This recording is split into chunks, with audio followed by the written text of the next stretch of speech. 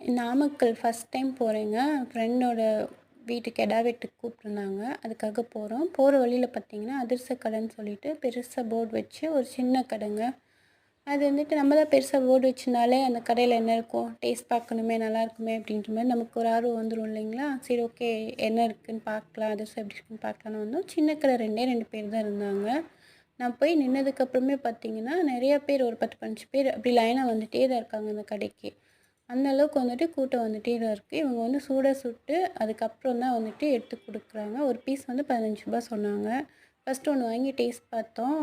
Taste பார்த்தீங்கன்னா நல்லா இருந்துச்சு. நல்லா இருந்துச்சுன்னா எப்படி சொல்கிறதுன்னா, மத்த கடையிலலாம் சாப்பிட்டத விடவே இது கொஞ்சம் நல்லாயிருக்கு. அதாவது வந்து வீட்ல செய்யறது மாரியே நம்ம செய்யறது கிடையாது. அம்மா, பாட்டிலாம் செய்வாங்க இல்லைங்களா? அதோட டேஸ்ட் அப்படியே இருந்துச்சுங்க. எனக்கு எனக்கு வந்து சாப்பிட ரொம்ப பிடிச்சிருந்துச்சு. நான் ஒரு 20 பீஸ் வாங்கிட்டு கிளம்பிட்டோம்.